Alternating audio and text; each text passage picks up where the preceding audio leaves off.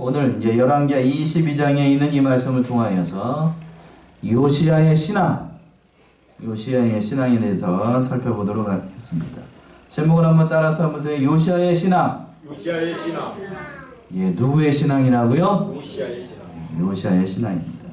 본문의 말씀에 등장하는 이 요시야는 유다의 나라, 남쪽 유대 나라의 16번째 왕인데 그 눈부신 신앙이 여기에 잘 기록되어 있는 말씀이에요. 22장, 23장에 요시야의 신앙이 잘 나타나 있습니다.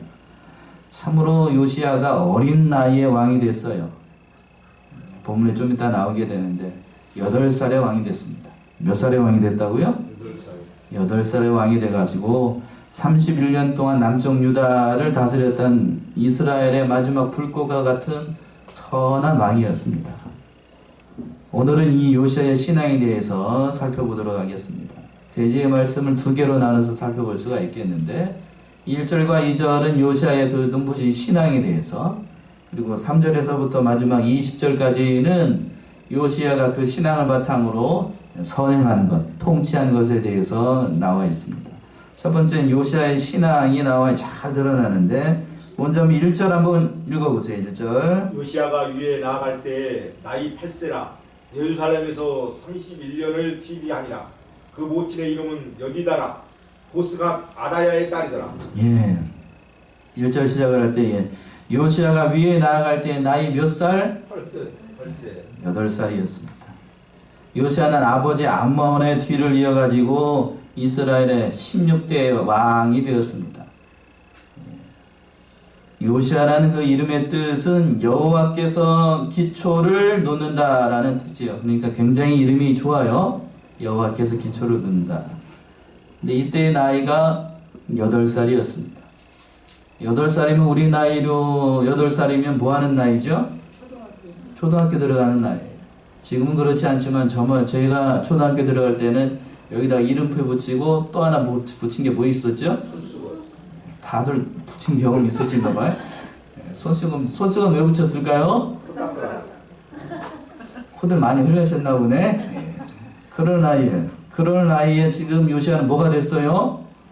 왕이 됐습니다. 뭐 하셨어요 그동안에? 다른 사람 왕 됐는데.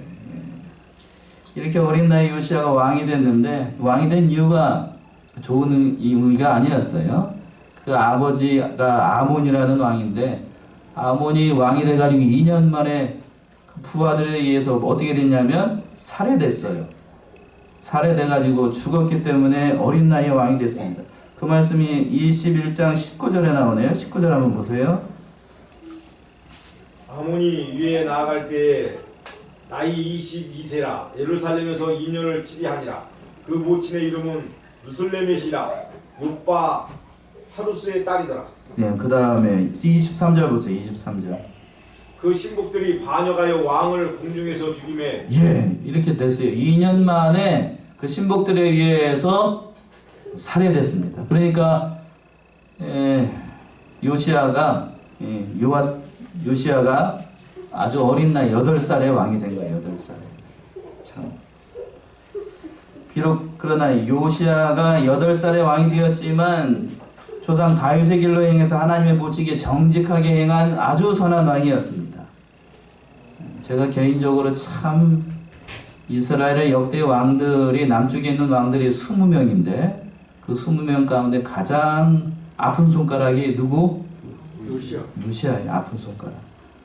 8살에 왕이 돼가지고 31년을 치료했으면 8 더하기 39 몇 살이죠? 우리 나이로 39에 죽었어요. 안타까운 나이죠? 참으로 안타까운 나이인데, 이제 몇 주 동안, 한 석 주 동안 요시야에 대해서 제가 좀 살펴볼 건데, 왜 제가 안타까워하는지 좀 이따가 몇 주 뒤에 알게 될 겁니다. 아무튼 오늘 요시야의 신앙인데, 조상 다윗의 길로 행하고 또 누구 보기에 정직히 행했다라고 되어 있냐면 하나님 보시기에 정직히 행하였던 그런 왕이에요. 이렇게 행할 수 있었던 그 배경을 보게 되면 그렇게 좋은 배경이 아니에요. 요시야의 배경이. 그 아버지가 몇 살에 죽었다고요? 자기 나이로 8살 대에, 그것도 자기 신하들에 의해서 무참하게 살해됐어요. 그런 환경이었고, 또 그 할아버지가 누구인가? 할아버지가 누굴 것 같아요? 므낫세입니다. 므낫세. 이스라엘의 가장 남쪽 유다에서 악한 왕이라고 하는 할아버지가 므낫세. 55년 동안 이스라엘을 아주 그냥 풍지박산을 만들어 놓은 왕이 므낫세 왕입니다. 우상 섬기는데 대가했어요. 그 할아버지가 므낫세가 그런 사람이었고, 아몬이라는 아버지는 어떻게 되고 일찍 죽고, 그러니까 신앙으로 살기가 쉬웠겠어요? 신앙교육을 받아본 적이 없어요. 아버지로부터 신앙교육을 받아본 적이 없고 할아버지로부터 신앙교육을 받아본 적이 없어요. 그런데 요시아의 눈부신 신앙 2절에 잘 나타나요. 2절 한번 읽어보세요. 요시아가 여호와 보시기에 정직히 행하여 그 조상 다윗의 모든 길로 행하고 좌우로 치우치지 아니하였더라. 예, 요시아의 눈부신 신앙 잘 나타납니다. 크게 세 가지지요? 세 가지. 첫 번째 뭐라고 그래야 되겠어요? 요시아가 여호와 보시기에 어떻게 행하고? 정직히 행했습니다. 첫 번째는 여호와 보시기에 정직히 행했습니다. 우리는 사람 보기에도 정직히 행하기 쉽지 않아요. 그런데 누가 보기에 정직히 행했다고 돼 있어 지금? 여호와 보시기에 정직히 행했다라고 하는 거 이게 참으로 어려운 일인데 행사가 모든 일에 다 선했기 때문일 테고, 하나님 보시기에 첫 번째 정직히 행했다. 두 번째는 그 조상 누구의 길로 행하고? 다윗의 길로 다윗의 길로 행했습니다. 다윗의 길. 11개에 있는 왕들을 평가를 할 때에 그 평가의 기준이 뭔가 하면 다윗의 길로 갔는가 아니면 여로보암의 죄의 길로 갔는가, 이 둘로 평가를 해요. 다윗의 길로 가는 왕은 어떤 왕이고 선한 왕이고, 여로보암의 길로 가는 왕들은 어떤 왕들이고 악한 왕이라고 평가를 합니다. 이 다윗의 길로 갔던 왕, 이 선한 왕의 대표적인 왕이에요. 그 말씀이 열왕기상 14장 8절에 나오네요. 열왕기상 14장 8절 한번 찾아보세요. 몇 장만 넘기면 되죠? 열왕기상 14장 8절.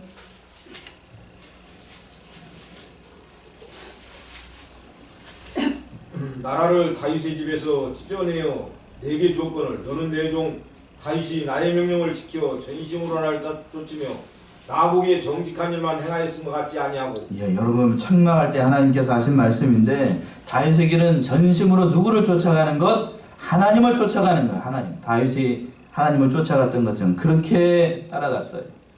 열왕기가 그 요시아를 평가를 할 때 이렇게 얘기했어요. 평가를 했다. 모든 것을 행할 때에 다윗의 길로 행하였다.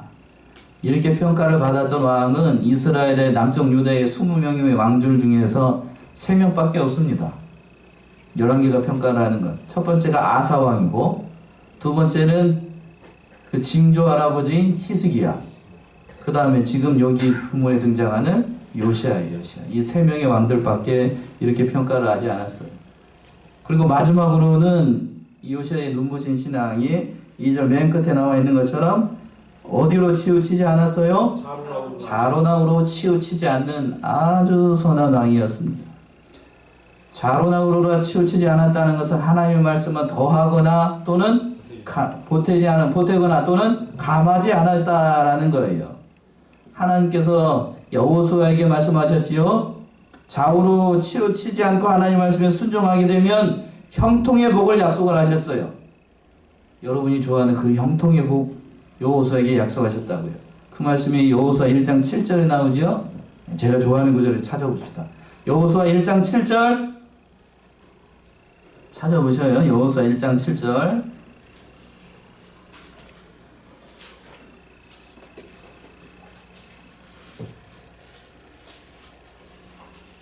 구약성경 여호수아. 오직 너는 마음을 강하게 하고 극히 담대히 하여 나의 종 모세가 내게 명한 율법을 다 지켜 행하고 좌로나 우로나 치우치지 말라. 그리하면 어디로 가든지 형통하리니. 예, 율법을 다 지켜 행하고 어디로 치우치지 말라고요? 좌로나 우로나 치우치지 말라. 그리하면 어디로 가든지 뭐를 하리라? 형통하리라. 이 말씀처럼 이 요시아가 이 세 가지 신앙으로, 눈부신 신앙으로 늘 살았습니다. 왼쪽으로 치우친다는 것은 하나님의 말씀을 감하는 겁니다. 빼고 믿자. 믿을 수 없는 것을 빼고 믿자. 지금 저희가 이제 오후 예배 시간에 창세기를 배우고 있는데, 창세기 1장에서부터 3장에 있는 사건들 중에서 믿을 수 없는 것들은 빼고 믿자. 감하고 믿자.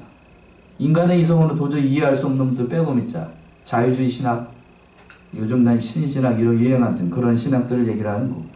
또 오른쪽으로 간다는 것은 더하는 거에 더하는 거. 뭐를 좀 더해서 믿자. 뭐 기적도 체험하고. 기적이 없다는 얘기가 아니에요. 기독교는 기독의 종교이기 때문에. 그러니까 더하고 믿자라고 하는 거. 그 잘못하게 되면 치우치기가 쉬워요. 가감하지 않았습니다. 자감하지 않았어요. 이렇게 요시야처럼 좌우로 치우치지 않고 오직 하나님의 그 정도로만 갔던 왕은 이스라엘의 20명의 왕들 중에서 2명밖에 없어요. 그 증조부였던 누구요? 히스기야. 그리고 요시야. 이 2명밖에 없습니다.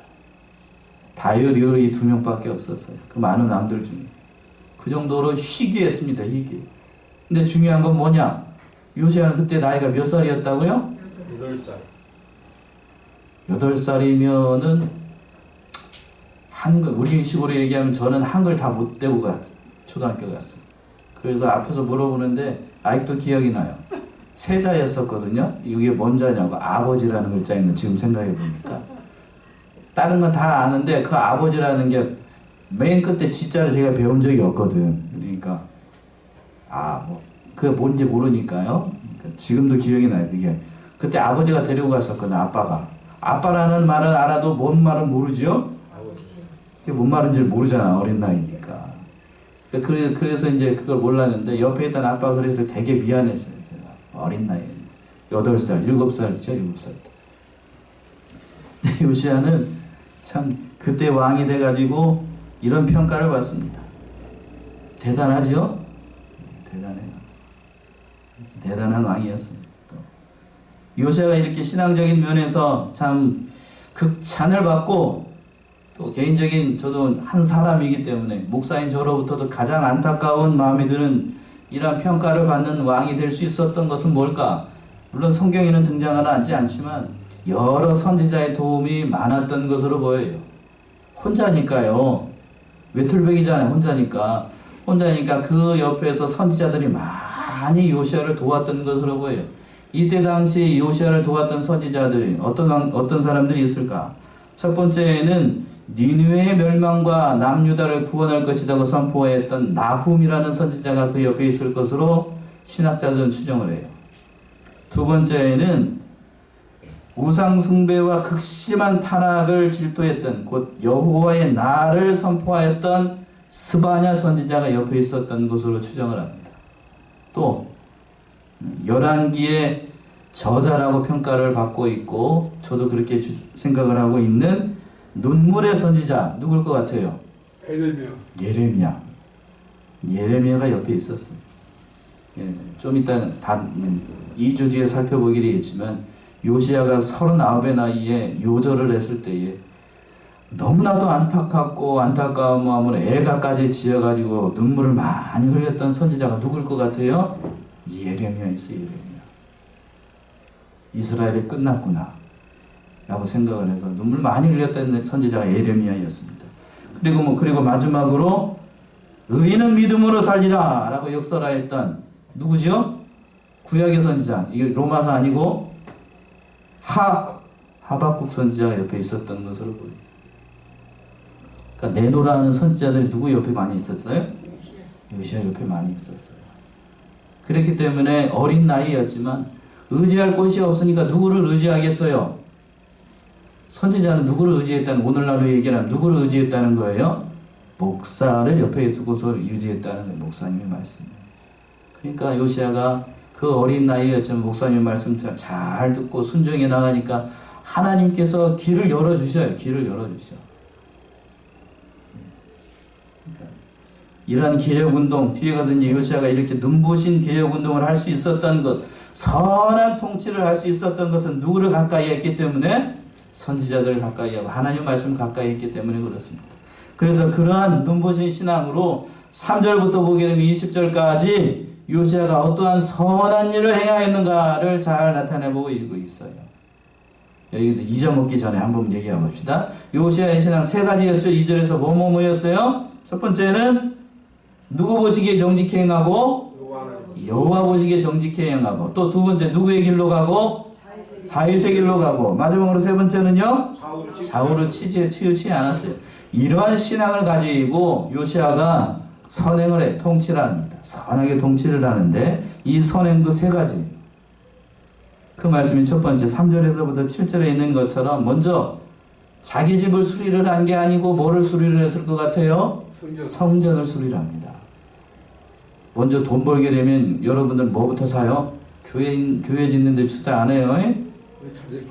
자기 집 사는 데 투자를 하지. 근데 요시아는 뭐부터 했어요? 성전을 수리하는 일을 먼저 합니다. 이게 남다른 점이에요. 남다른 점. 그 말씀이 3절에서부터 나오는데 3절 한번 읽어보세요. 요시야 왕 18년에 왕이 무슬람의 손자 아살리아의 아들 서기관 사반을 여호와의 전에 보내며 가로되, 예, 계속 읽으세요. 너는 대제사장 hil기야에게 올라가서 백성이 여호와의 전에 드린 곧 문지킨 자가 수납한 은을 계수하여 여호와의 전 역사 감독자의 손에 붙여 저희로 여호와의 전에 있는 공장에게 주어 전에 퇴락한 것을 수리하게 하되. 예, 뭐를 수리하게 했어요 지금? 성전을 수리하게 했어요. 요시아가 먼저 행한 일은 뭐였더라고요? 성전을 수리하는 일. 곧 우리식으로 얘기하게 되면 주의 전을 가까이 했어요. 하나님의 전을 가까이 하고 하나님의 말씀을 가까이 하고. 2절과 3절 사이에서 보게 되면 많은 시간이 좀 지난 것을 알 수 있죠. 3절 시작을 할 때 뭐 이렇게 되어 있잖아요. 요시아 왕 몇 년? 예, 18년이라고 얘기를 했으니까 18년 동안 한 것이 이제 18년의 시간이 지난 거예요. 그러니까 그 전에는 뭐를 했을까? 그 전에는 많은 개혁이 있는데 다음 주에 살펴보게 될 것이지만 많은 일들을 했어요. 우상을 척결하고 또 다윗의 길로 구하고 예루살렘을 정결케 하는 많은 개혁적인 일을 많이 했다고요. 거기에서 실력을 쌓고 난 다음에 뭐를 했는가? 이제 성전을 수리하는 일을 합니다. 성전을 수리하는 일. 요시아가 했던 일이 참 많았어요. 이러한 기독교적 신앙의 근거를 두고 하나님의 일을 잘한 거예요. 그리고 또 중요한 일은 또 성전을 수리를 할 때에 다른 데서 돈을 걷지 않고 어디서 개수를 했다고요? 그 연부함을 따로 만들어 가지고 거기서 은을 개수를 해 가지고 그 돈으로 성전을 수리하도록 한 겁니다. 그 말씀이 이제 6절에서부터 7절에 나오는 6절 7절 한번 읽어보세요. 곧 목수와 건축자와 미장이에게 주게 하고 또 제목과 다듬은 돌을 사서 그 전을 수리하게 하라 하니라. 그러나 저희 손에 붙인 은을 희귀하지 아니하였으니 이는 그 행하는 것이 진실함이었더라. 예, 7절 보시면 그러나 저희 손에 붙인 은을 회개하지 아니하였으니 이는 그 행하는 것이 진실함이었더라. 예, 맡긴 자들이 참 진실하게 했기 때문에 그 양심대로 했기 때문에 회개하지 않을 정도로 하나님 앞에서 진실하게 했습니다. 첫 번째 요시아의 선행은 첫 번째 뭐를 했다고요? 뭐를 수리하는 일? 성전을 수리하는 일. 여기서 우리가 생각해 봐야 되고 귀감으로 삼아야 되는 것이 여기예요. 우리는 뭐부터 한다고요? 아까도 말씀드린 것처럼 돈이 생기면 하나님을 위해서 쓰지 않아요. 먼저 누구를 위해서 먼저 쓰고 자기를 위해서 쓰고 그리고 난 다음에도 자기를 위해서 쓰는 것도 요즘은 남아야 모자라요? 요즘은 남는가요? 모자라는가요? 저는 남지 않고 모자라는 것 같아요. 왜요? 욕심으로 하니까. 요시아는 그거부터 했습니다. 그리고 또 두 번째는 하나님께서 은혜를 베풀어 주신 그렇게 하나님의 말씀을 가까이 하고 성전을 수리하느니 하나님 중심으로 사니까 하나님께서 은혜를 주셔가지고 뭘 발견하게 하는가 하면 그 말씀이 8절에서부터 11절에 있는 것처럼 율법 책을 발견하게 해요. 성전에서. 뭘 발견하게 한다고요? 율법 책을 발견합니다.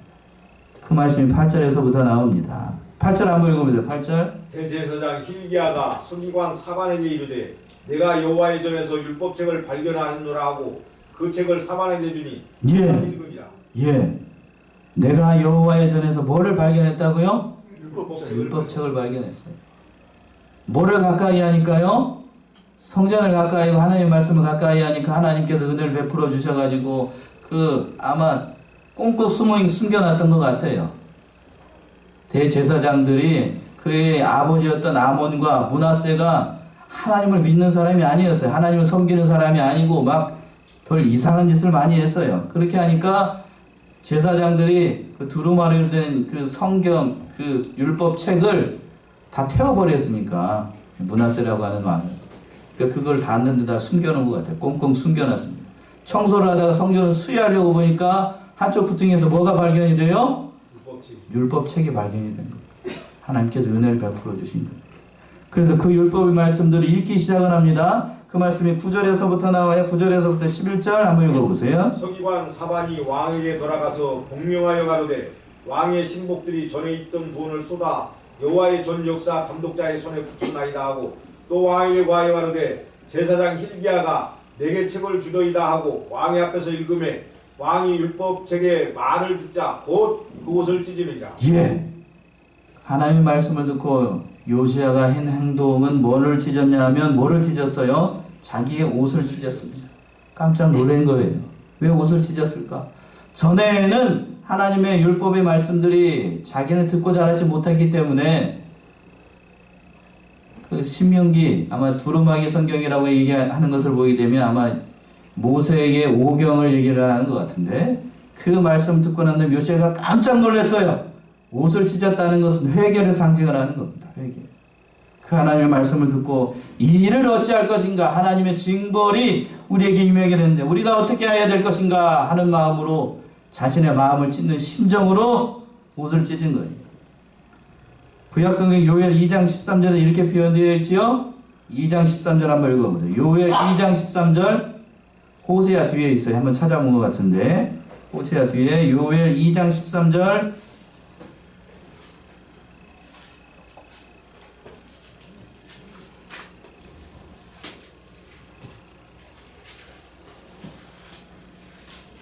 너희는 옷을 찢지 말고 마음을 찢고 너희 하나님 여호와께로 돌아올지어다.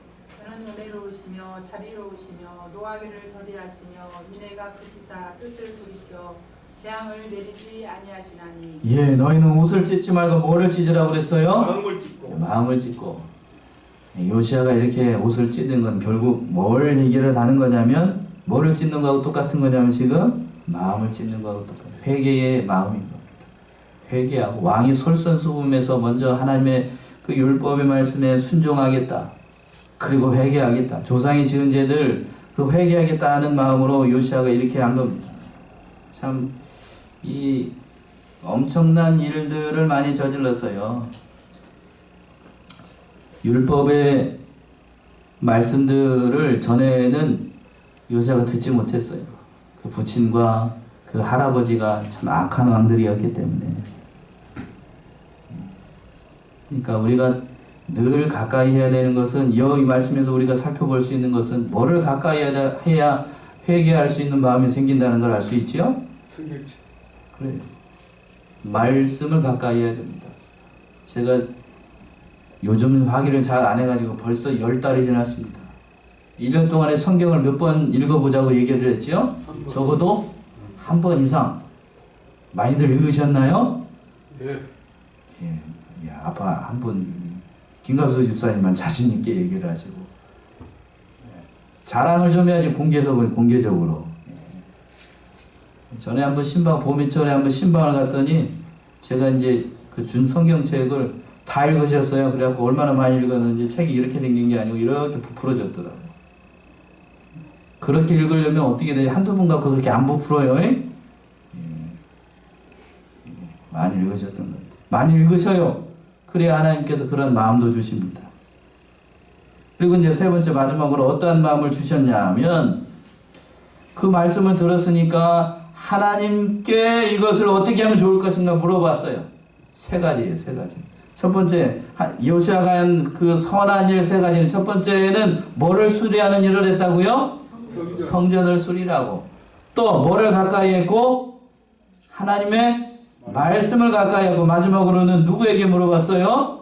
하나님께 물어봤습니다. 그 말씀이 12절에서부터 나와요. 12절부터 한번 읽어보시죠. 12절부터 14절까지. 왕이 제사장 hil기야와 사반의 아들 아히감과 미가의 아들 악볼과 서기관 사반과 왕의 시신 아사야에게 명하여 가로되, 너희는 가서 나와 백성과 온 유다를 위하여 이 발견한 책의 말씀에 대하여 여호와께 물으라. 우리 열조가 이 책의 말씀을 듣지 아니하며 이 책에 우리를 위하여 기록된 모든 것을 준행치 아니하였으므로 여호와께서 우리에게 바라신 진노가 크도다. 예. 13절 중반절에서 그랬지요. 너희는 가서 나와 백성과 온 유다를 위하여 이 발견한 책의 말씀에 대하여 누구에게 물어라? 여호와께 물으라. 이게 좋은 거예요. 이게 좋은 거. 참 요시야의 이 선행 참 남다른 거예요.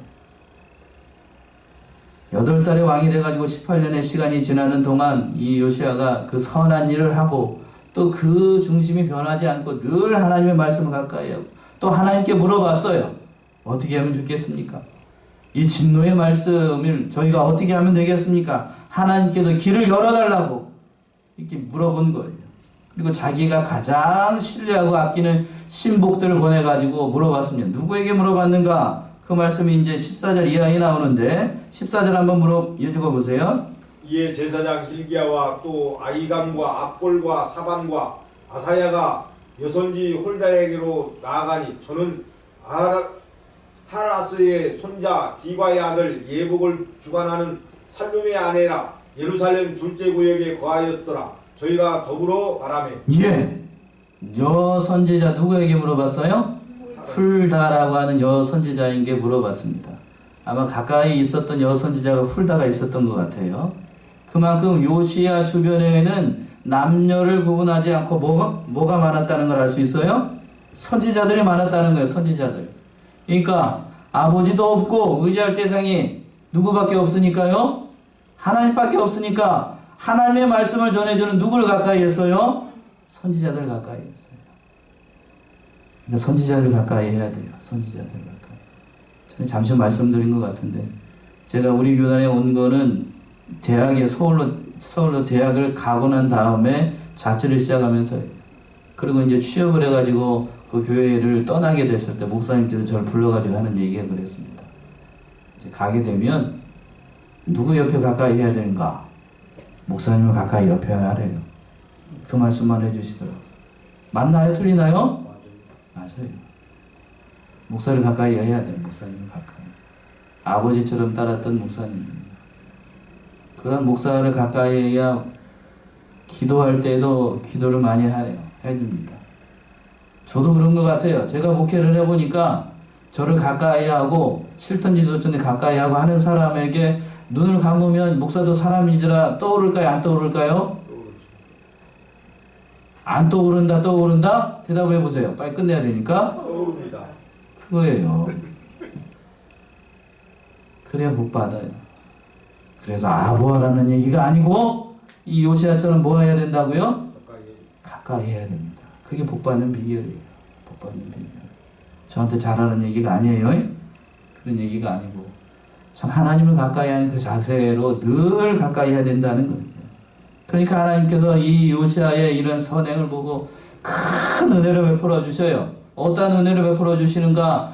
이 심판은 이스라엘에 내려질 심판은 내가 거둘 수 없지만 그러나 너에게는 내가 은혜를 베풀어 주겠다라고 마지막으로 얘기를 했어요. 그 말씀이 19절 이하에서부터 나오는데 19절부터 한번 읽어보세요. 19절 20절. 내가 이곳과 그 거민에 대하여 빈터가 되고 저주가 되리라 한 말을 네가 듣고 마음이 연하여 여호와 곧 내 앞에서 겸비하여 옷을 찢고 통곡하였으므로 나도 네 말을 들었노라. 여호와가 말하였느니라. 그러므로 내가 너의 열조에게 돌아가서 평안히 묘실로 들어가게 하리니 내가 이곳에 내리는 모든 재앙을 네가 눈으로 보지 못하리라 하셨느니라. 사자들이 왕에게 공명하니라. 예. 한번 선언된 여선지자 훌다가 그 왕을 찾아온 그 신복들에게 한번 이스라엘을 남쪽 유다를 멸망하겠다는 그거는 취소가 되지 않아요. 그 말씀이 19절 상반절에 있는 것처럼 내가 이곳과 그 거민에 대하여 뭐가 되게 하리라? 빈터가 되게 하리라는 이 저주는 취소할 수 없지만 그러나 네가 살아있는 동안에 이것을 보게 될 것이다. 보게 되지 않을 것이다. 보게 되지 않는다는 거예요.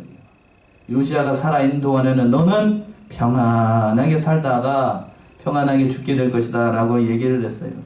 참 요시야가 이렇게 하나님의 그 은혜를 받고 또 하나님의 은혜를 받을 수 있었던 것은 그 이유가 19절에 나오고 있는 것처럼 내가 되리라 한 말을 내가 듣고 마음이 어떻게 해지고 연하여 여호와가 곧 내 앞에서 겸비의 옷을 찢고 통곡함으로 나도 내 말을 들었노라 여호와가 말하였느니라 하고 하나님께서 요시야 자신에게는 저주를 내리지 않고 하나님께 이런 은혜를 베풀어 주셨습니다.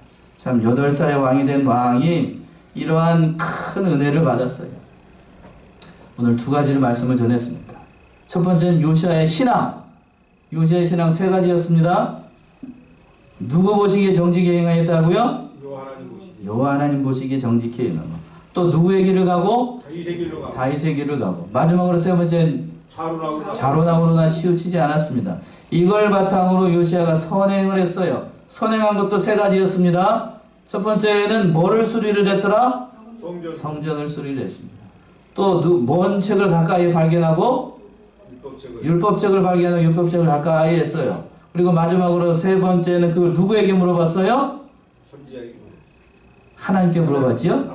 네, 하나님께 물어봤습니다. 이것이 복받은 비결이에요. 우리가 그러니까 이것처럼 하면 돼요. 누구처럼? 이 요시야처럼 믿음을 행하고 믿음을 행하는 것을 행동으로 옮겨야 됩니다. 우리 사랑하는 성도님들 이 사실을 깊이 깨닫고 요시야의 신앙, 이 눈부신 신앙을 통하여서 이 참으로 이 어두운 시대, 어둡고 캄캄한 이 시대를 살아갑니다. 이 시대를 참으로 밝혀나가는 그러한 믿음의 길을 걸어 나가시고 하나님 앞에 모든 예비하신 복을 누려나가는 저와 여러분들이 다 되시기 바랍니다. 기도하겠습니다.